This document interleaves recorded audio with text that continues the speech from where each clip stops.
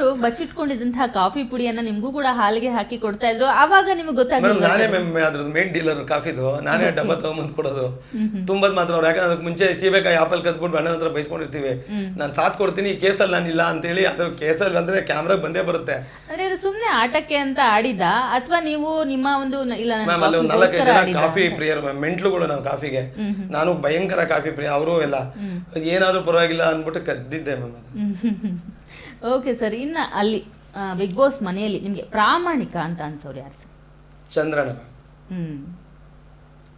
ಹಾಗಾದ್ರೆ ಅಲ್ಲಿ ವಿಲನ್ ಯಾರು ಬಿಗ್ ಬಾಸ್ ಮನೆಯಲ್ಲಿ? ಎಲ್ಲರೂ ವಿಲನ್ಗಳೇ ಮ್ಯಾಮ್ ಮನೇಲಿ ಇರೋವರೆಗೂ. ಎಲ್ಲರೂ ವಿಲನ್ಗಳು. ಈಗ ನಾನು ಕೇಳಿ ಬಿರೋ 14 ಜನಕ್ಕೆ ವಿಲನ್ನೇ, ಅದಕ್ಕೆ ಆಚೆಗೆ ಬಂದೆ. ನಾನು ಹೀರೋ ಆಗಿದ್ದು ನನ್ನ ಯಾಕೆ ಮೇಡಮ್ ಆಚೆಗೆ ಹಾಕೋರು? ಇನ್ನ ಪ್ರಾಮಾಣಿಕ ಓಕೆ, ಇದು ಓಕೆ. ಅಲ್ಲಿ ಫೇಕ್ ಅಂತ ಬಹಳಷ್ಟು ಮಾತು ಬಂದಿದ್ದು, ಫೇಕ್ ಅಂತ ಬಂದಿದ್ದು ರಕ್ಷಿತಾ ಶೆಟ್ಟಿ ಅವ್ರ ಬಗ್ಗೆ. ರಕ್ಷಿತಾ ಶೆಟ್ಟಿ ಸುದಿ ಅವರಿಗೆ ಫೇಕ್ ಅಂತ ಅನಿಸ್ತಿದ್ರಾ? ಮ್ಯಾಮ್ ಅಲ್ಲಿ ಆ್ಯಕ್ಚುಲಿ ಫೇಕ್ ಆಗಿರೋಕೆ ಆಗೋದೇ ಇಲ್ಲ ಮೇಡಮ್ ಬಿಗ್ ಬಾಸಲ್ಲಿ. ಅಲ್ಲಿ ನೀವು ನನ್ನ ಆಪೋಸಿಟ್ ಇರ್ತೀರಿ, ನಾನು ನಿಮ್ಗೆ ಏನಾದ್ರು ಹೇಳಲೇಬೇಕು, ನೀವು ನನಗೆ ಕೊಟ್ಟಾಗ ನಾನು ಸಮರ್ಥಿಸ್ಕೊಳ್ಳೇಬೇಕು, ನಾನು ನಿಮಗೆ ಕೊಡುವಾಗ ಅದೇನು ಹೇಳಲೇಬೇಕು ಮ್ಯಾಮ್. ಆ ವಿಚಾರವಾಗಿಯೇ ಹಂಗೆ ಮಾತಾಡ್ತಾರೆ ಮ್ಯಾಮ್. ಆಚೆ ಬಂದಾಗ ಯಾರು ಫೇಕ್ ಮ್ಯಾಮ್? ಆ ಹುಡುಗಿ ಆ ಚಿಕ್ಕ ವಯಸ್ಸಿಗೆ ನಾನು ಯಾವುದೋ ನನ್ನ ವೈಫು ಹೇಳಿದ್ರು, ಏನು ಕತ್ತೆ ಕಾಣದೆ ಮಕನೇ ಕಾಣದಷ್ಟು ಮೆಡಲ್ ಹಾಕೊಂಡು ಏನೋ ಇದೆ ಅಂತ ಅಷ್ಟು ಸಾಧನೆ ಮಾಡಿದೆ ಮೇಡಮ್. ಅದು ಫೇಕ್ ಆದರೆ ಹಂಗೆ ಮಾಡೋಕ್ಕಾಗುತ್ತೆ ಮ್ಯಾಮ್. ಆದರೆ ಆ ಮನೇಲಿ ಒಂದಿದೆ, ನಾನು ಅಥ್ಲೆಟು ಅಂತ ಹೇಳಿದಾಗ ಇಲ್ಲಿಂದ ಇಲ್ಲಿಗೆ ಓಡಲ್ಲ ಇವಳು ಯಾವ ಅಥ್ಲೆಟು ಅಂತ ಜಾನ್ವಿ ಮೇಡಮ್ ಅಂದವ್ರೆ, ಅಶ್ವಿನಿ ಮ್ಯಾಮ್ ಅಂದವ್ರೆ ಟಾಸ್ಕಲ್ಲಿ. ನನ್ನ ವೈಫ್ ಹೇಳಿದ್ರು ಎಂಥ ಅಥ್ಲೆಟ್ ಗೊತ್ತಾ ಹುಡುಗಿ ಅಂತ. ಸೊ ಆ ಹುಡುಗಿ ಹೇಳ್ತಾರೆ ನಿಜನೇ, ಅಲ್ಲಿರೋರಿಗೆ ಹಂಗೆ ಫೇಕ್ ಅನ್ಸುತ್ತೆ. ಆ ಹುಡುಗಿ ಕೆಲವರು ಈ ಬಾಂಬೆ ಹೇಳು ಅಂತಲೇ ಒಂದು ಪದ ಹಿಂದಿ ಬರಲ್ಲ ಇವಳು ಬಾಯಿಲಿ ಅಂತ ಫೇಕ್ ಅಂತಾರೆ. ಮೇ ಬಿ ಅದು ಮಾತೇ ಆಡಿಲ್ವೇನೋ ಗೊತ್ತಿಲ್ವಲ್ಲ ಮ್ಯಾಮ್. ಅಲ್ಲಿ ಪರ್ಸ್ಪೆಕ್ಟಿವ್ ಹಂಗೆ ಅನ್ಸುತ್ತೆ ಮ್ಯಾಮ್. ಅಲ್ಲೇ ನಮಗೆ ಗೊತ್ತಿರೋ ನಾನು ಯಾಕೆ ಮೇಡಮ್ ರಕ್ಷಿತನ ಹತ್ರ ಜಗಳ ಮಾಡ್ಕೊತಿದ್ದೆ, ಯಾಕೆ ಮೇಡಮ್ ಅಶ್ವಿನಿ ಮೇಡಮ್ ಜೊತೆ ಮಾತಾಡ್ತಿದ್ದೆ ಅಲ್ವಾ ಮ್ಯಾಮ್? ಹೌದು ಸರ್. ಇನ್ನು ತುಂಬಾ ವಿಚಿತ್ರವಾದ ಕ್ಯಾರೆಕ್ಟರ್ಗಳಿರುತ್ತೆ, ಆ ವ್ಯಕ್ತಿನ ಅರ್ಥನೇ ಮಾಡ್ಕೊಳ್ಳಿಕ್ಕಾಗಲ್ಲ. ಕ್ಷಣಚಿತ್ತ ಕ್ಷಣಪಿತ್ತ ಅಂತ ಹೇಳ್ತಾರೆ. ಅಂತಹ ವ್ಯಕ್ತಿತ್ವ ಯಾರ್ದು ಅಲ್ಲಿ? ಅಲ್ಲಿ ಎಲ್ಲರೂ ಹಂಗೆ ಇದ್ದಾರೆ ಮ್ಯಾಮ್. ಅಲ್ಲಿ ಹಂಗೆ ಇರ್ಬೇಕಾದ್ ಮ್ಯಾಮ್. ನಿಮ್ಗೆ ಅನ್ಸುತ್ತೆ ಏನ್ ರಾತ್ರಿ ಕಿತ್ತಾಡ್ಸೋದು ಮುಂದೆ ಒಂದು ಮಾತಾಡ್ತಿದ್ದೆ, ಎಲ್ಲರೂ ಹಿಂದೆ ಮುಂದೆ ಮ್ಯಾಮ್. ನೀವು ನೋಡಿಲ್ವ ಮ್ಯಾಮ್? ನಾನಂತೂ ನೋಡಿಲ್ಲ, ನೀವು ನೋಡಿಲ್ವ ಮ್ಯಾಮ್? ನನ್ನ ಹೆಂಡತಿ ಹೇಳೋದು, ನಿನ್ ಮುಂದೆ ಸಖತ್ತಾಗಿದ್ದಾರಲ್ಲ ಹಿಂದೆ ಏನೇನು ಮಾತಾಡೋರು ಗೊತ್ತಾ ನಿನಗೆ, ನಾನು ವಿಡಿಯೋ ಮಾಡಿಟ್ಟು ನಿಂಗೆ ತೋರಿಸ್ತೀನಿ ಅಂತ. ನಾನು ಮಾತಾಡಿದ್ದೀನಲ್ಲ ಮ್ಯಾಮ್. ಅಶ್ವಿನಿ ಮ್ಯಾಮ್ ಹಿಂದೇನೋ ಅಶ್ವಿನಿ ಮ್ಯಾಮ್ ಬಗ್ಗೆ ಮಾತಾಡಿದ್ದೀನಿ. ಅದು ಅಲ್ಲಿ ಅದು ಹಂಗೆ ಮ್ಯಾಮ್. ಅಲ್ಲಿ ನಿಜವಾದ ಬದುಕಲ್ಲ ಹಂಗಿಲ್ಲ ಅಂದ್ರೂ ಅಲ್ಲಿ ಹಂಗೇನೋ ಮಾಡ್ಬೇಕಾಗತ್ತೆ ಮ್ಯಾಮ್. ನಾವು ಯಾವುದೇ ಒಂದು ಕೆಲಸವನ್ನ ಮಾಡಿದ್ರು, ಯಾವುದೇ ವ್ಯಕ್ತಿ ನಮ್ಮ ಜೀವನಕ್ಕೆ ಬಂದ್ರು ಅವರೊಂದು ಪಾಠವನ್ನ ಹೇಳ್ಕೊಡ್ತಾರೆ ಅಂತ ಹೇಳ್ತಾರೆ. ಸೊ ಬಿಗ್ ಬಾಸ್ಗೆ ನೀವು ಬಹಳ ಇಷ್ಟಪಟ್ಟು ಹೋಗಿದ್ರಿ. ಬಿಗ್ ಬಾಸ್ ನಲ್ಲಿ ನೀವು ಯಾವ ಪಾಠವನ್ನ ಕಲ್ತ್ರಿ ಮ್ಯಾಮ್? ಅಂದ್ರೆ ನಾನು ಹೆಲ್ತ್ ನ ತುಂಬಾ ಸೀರಿಯಸ್ ಆಗಿ ತಗೊಂಡೇ ಇರಲಿಲ್ಲ ಮೇಡಮ್ ಬದುಕಲ್ಲಿ. ನೀವು ಏನ್ ಬೇಕಾದ್ರು ಅನ್ಕೊಳ್ಳಿ, ನಾನು ಹೆಲ್ತ್ ಟೆಸ್ಟ್ ಅಂತ ಮಾಡಿಸಿದ್ದೆ ಬಿಗ್ ಬಾಸ್ಗೆ ಅಂತ ಒಂದು ಅಷ್ಟಿದೆ ಮ್ಯಾಮ್. ಅದೇನೋ ಒಂದು 25 ಥರ ಟೆಸ್ಟ್ ಮಾಡಿಸಿ ಅದರಲ್ಲಿ ಎಲ್ಲ ಕರೆಕ್ಟ್ ಆಗಿದ್ರೆ ತಗೊಳ್ಳೋದು, ಇಲ್ಲಾಂದ್ರೆ ತಗೊಳ್ಳೋದು ಮ್ಯಾಮ್. ಅದೊಂದಿದೆ. ನೀವು ನಂಬಿದ್ರೆ ಬಿಟ್ರೆ ಬಿಡಿ, ನಾನು ಫಸ್ಟ್ ಟೈಮು ಅದೇ ಆ ಥರದ್ದೇನೋ ಟೆಸ್ಟ್ ಮಾಡಿಸಿದ್ದು ಬಿಗ್ ಬಾಸ್ಗೆ ಹೋಗ್ಬೇಕು ಅನ್ನೋದಕ್ಕೋಸ್ಕರನೇ. ಅಲ್ಲಿವರೆಗೂ ನಾನು ಏನು ಕೊಟ್ಟರು ತಿಂದಿದ್ದೀನಿ, ಏನು ಕೊಟ್ಟರು ಬದುಕಿದ್ದೀನಿ, ಹೆಂಗೆಂಗೋ ಬದುಕಿದ್ದೀನಿ. ಸೊ ಹೆಲ್ತ್ ತುಂಬ ಇಂಪಾರ್ಟೆಂಟ್ ಅಂತ ರಘುವಣ್ಣನ ಧನುನ ಇವರೆಲ್ಲ ನೋಡಿದಾಗ ಅನಿಸಿದುಂಟು ಮ್ಯಾಮ್.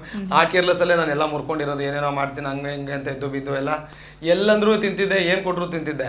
ಓ ಇಲ್ಲ ಹೌದು ಹೆಲ್ತ್ ಒಂದು ಇವತ್ತು ನಾನು ಕರೆಕ್ಟಾಗಿ ಹೇಳ್ತಿದ್ದರೆ ನಾನು ಟಾಸ್ಕಲ್ಲಿ ಇಂಜರಿ ಇರ್ತಿರಲಿಲ್ಲ ಮ್ಯಾಮ್. ಈ ಏಟ್ಗಳೆಲ್ಲ ಹೆಲ್ತ್ನ ಕರೆಕ್ಟಾಗಿ ನೋಡ್ಕೊಂಡಿದ್ರೆ ಅವತ್ತು ಹಿಂಗೆ ಅಂತ ಅದೊಂದು ಮ್ಯಾಮ್. ಆಮೇಲೆ ನಾನು ತುಂಬ ಶಾರ್ಟ್ ಟೆಂಪರು ಕೆಲವು ವಿಚಾರಗಳಲ್ಲಿ. ಮುಂಚೆ ತುಂಬ ಶಾರ್ಟ್ ಟೆಂಪರ್ ನಾನು. ಒಂದು 23-24ರಲ್ಲಿ ಕೆಲವು ತುಂಬ ದೊಡ್ಡ ಏಟ್ಗಳು. ಆಮೇಲೆ ನನ್ನ ಹೆಂಡತಿ ತುಂಬ ತಾಳ್ಮೆ ಕಲಿಸಿದ್ರು. ಅದೇ ಅದನ್ನೆಲ್ಲ ಬಿಟ್ಟು ಆಚೆ ಬರೋಂಗೆ ಮಾಡ್ತು ಪರಿಸ್ಥಿತಿ. ಬಿಕಾಸ್ ನನ್ನ ಹೆಂಡತಿ ನನ್ನ ಬಂದಿದ್ರು ನಮ್ದೇನೋ ಬೇರೆ ಹೋರಾಟಗಳಲ್ಲಿ.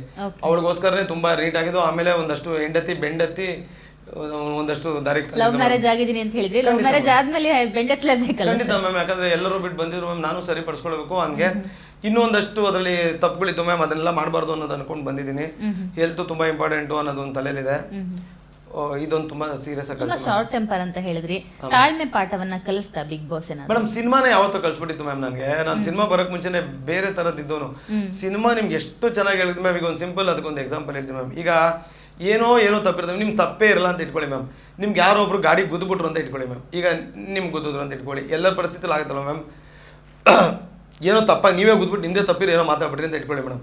ಅವನದೇ ತಪ್ಪಿತ್ತು ಇಟ್ಕೊಳ್ಳಿ, ನಂದೇ ತಪ್ಪಿತ್ತು ಅಂತ ಇಟ್ಕೊಳ್ಳಿ ಮ್ಯಾಮ್. ಏನೋ ಮಾತಾಗಿ ಏನು ಟಚ್ ಆಗಿದ ತಕ್ಷಣ ಕೋಪಕ್ಕೆ ಅಯ್ಯೋ ನನ್ನ ಮಗನೇ ಅಂತ ಹೊಡೆದ್ಬಿಟ್ಟ ಅಂತ ಕೇಳಿ ಮ್ಯಾಮ್. ನನಗೆ ಏನು ತೋರಿಸ್ತಿರೋ ಗೊತ್ತಾ ಮೇಡಮ್? ಬೀದಿಯಲ್ಲಿ ಹುಚ್ಚು ನಾಯಿಗೆ ಒದೆ ತಿಂದಂಗೆ ತಿಂದ ಕಾಕ್ರೋಚ್ ಅಂತ ತೋರಿಸ್ತಿರೋ. ಯಾರ ಹೆಸರು ಮೇಡಮ್ ಬಂದಿದ್ದಲ್ಲಿ ಅಲ್ವಾ ಮ್ಯಾಮ್?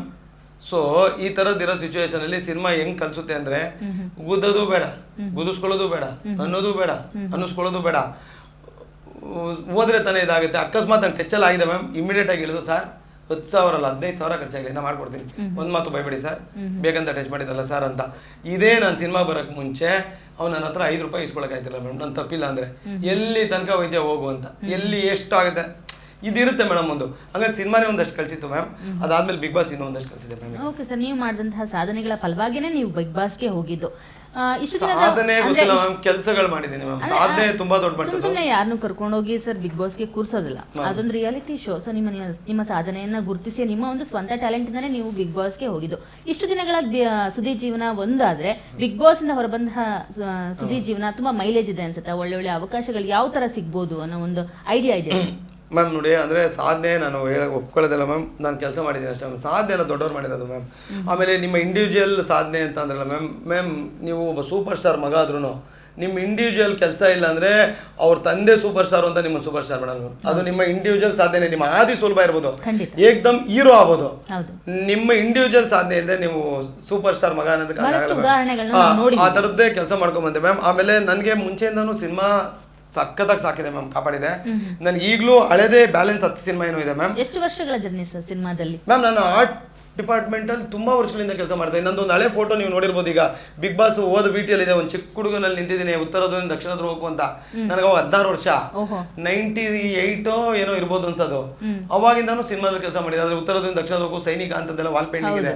ಅವಾಗಿಂದಾನು ಸಿನಿಮಾ ನಂಟಿದೆ. ಆದರೆ ನಾನು ಪೇಂಟ್ರು ಕೆಲಸ ಮಾಡ್ತಿದ್ದೆ. ಅಲ್ಲಿಂದ ಏನೋ ಮಾಡ್ಕೊಂಬಂದೆ ಕಂಪ್ಲೀಟ್ ಆರ್ಟ್ ಡಿಪಾರ್ಟ್ಮೆಂಟ್ ಥರದ ಕೆಲಸ ಮಾಡ್ಕೊಂಬಂದೆ. ಆಮೇಲೆ ಏನೋ ಸಣ್ಣ ಪುಟ್ಟ ಪಾತ್ರ ಅವ್ನು ಬಂದಿಲ್ಲ ಇವ್ನು ಬಂದಿ ಅಂತ ನಿಂತ್ಕೊಂಡ್ಬಂದೆ. ತುಂಬ ವರ್ಷದ ಜರ್ನಿ ಆಯ್ತು. ಓಕೆ ಸರ್, ಈಗ ಜೀವನ ಹೇಗಿದೆ ಸರ್? ಎಷ್ಟು ಖುಷಿ ಕೊಡ್ತಾ ಇದೆ ಬಿಗ್ ಬಾಸ್ ಇಂದ ಬಂದ್ಮೇಲೆ?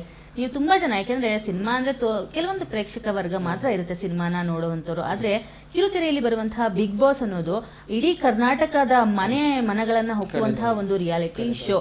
ಇದ್ರ ಬಗ್ಗೆ ಎಷ್ಟು ಖುಷಿ ಇದೆ ಮ್ಯಾಮ್? ನೀವು ಹೇಳಿದಲ್ಲ ಮ್ಯಾಮ್, ಬಿಗ್ ಬಾಸ್ ಇಂದ ರಾತ್ರಿ ಬಂದೆ ಮ್ಯಾಮ್. ಮನೆಗೆ ಹೋದ್ 11:30 12 ಗಂಟೆ ಆಗಿತ್ತು ಮ್ಯಾಮ್. ಮಲ್ಲಿಗೆ ಹಿಂಗೆ ಕಂಡ್ಬಿಟ್ಟೆ ಮ್ಯಾಮ್. ಅರ್ಜೆಂಟ್ ಪ್ರೆಸ್ ಮೀಟ್ ಇದೆ, ತುಂಬ ಪ್ರೆಸ್ ಕಾಯ್ತಿದೆ, ನೀವು ಬರಬೇಕು ಅಂದ್ರು ಮ್ಯಾಮ್. ಕಂಡುಬಿಟ್ಟಿದ ತಕ್ಷಣ ಸ್ನಾನ ಮಾಡಿ ಸೀದಾ ಮಾಸ್ಕ್ ಹಾಕೊಂಡು 2 ವೀಲರ್ ಬಂದೆ ಮ್ಯಾಮ್. ಕಾರ್ ಕ್ಲಿಯರಲ್ಲಿ ಲೇಟ್ ಆಗ್ಬಿಡುತ್ತೆ ಅಂತ ಇಲ್ಲಿ ಬಂದು ರೂಮಲ್ಲಿ ಕೂತೆ ಮ್ಯಾಮ್. ಈಗ ಸಂಜೆ ಟೈಮ್ ಎಷ್ಟಾಯ್ತೋ ಗೊತ್ತಿಲ್ಲ ಮ್ಯಾಮ್. ಮೊಬೈಲ್ ಇಲ್ಲೇ ಇದೆಯಲ್ಲ ಮ್ಯಾಮ್. ಎಷ್ಟಾಯ್ತು ಮ್ಯಾಮ್? 6 ಗಂಟೆನಾ ಮ್ಯಾಮ್? ನಾನು ಅದು ಹೆಂಗಿದೆ ಅಂತ ಖುಷಿನ ನೋಡಿಲ್ಲ ಮ್ಯಾಮ್. ಒಂದು ವಿಡಿಯೋ ನೋಡಿಲ್ಲ ಮ್ಯಾಮ್ ನಾನು ಬಿಗ್ ಬಾಸ್. ಇನ್ನು ಮುಂದೆ ಗೊತ್ತಾಗತ್ತೆ ಅನ್ಸುತ್ತೆ ಸರ್. ಎಷ್ಟು ಜನ ನಿಮ್ಮನ್ನ ಗುರುತಿಸ್ತಾ ಇದ್ದಾರೆ. ಕಾಕ್ರೋಚ್ ಅಂತ ಗುರುತಿಸ್ತಿದ್ದವರು ಇನ್ ಮುಂದೆ ಬಿಗ್ ಬಾಸ್ ಸುದ್ದಿ ಅಂತ ಗುರುತಿಸ್ತಾ ಇದ್ದಾರೆ. ಇವಾಗ ಖಂಡಿತ ನಿಮ್ಗೆ ಗೊತ್ತಾಗುತ್ತೆ ಸರ್. ಇಷ್ಟು ಹೊತ್ತು ನಮ್ಮ ಗ್ಯಾರಂಟಿ ನ್ಯೂಸ್ ಜೊತೆ ಮಾತನಾಡಿ ಬಿಗ್ ಬಾಸ್ ಜರ್ನಿಯನ್ನ, ನಿಮ್ಮ ಜೀವನದ ಜರ್ನಿಯನ್ನ ನಮ್ಮ ಜೊತೆ ಹಂಚ್ಕೊಂಡಿದ್ರ ತುಂಬಾ ಧನ್ಯವಾದ. ನೋಡಿದ್ರಲ್ಲ ವೀಕ್ಷಕರೇ, ಇದಾಗಿತ್ತು ಈ ಹೊತ್ತಿನ ವಿಶೇಷ. ನೋಡ್ತಾ ಇರಿ ಗ್ಯಾರಂಟಿ ನ್ಯೂಸ್, ಸುದ್ದಿ ಖಚಿತ, ನ್ಯಾಯ ನಿಶ್ಚಿತ.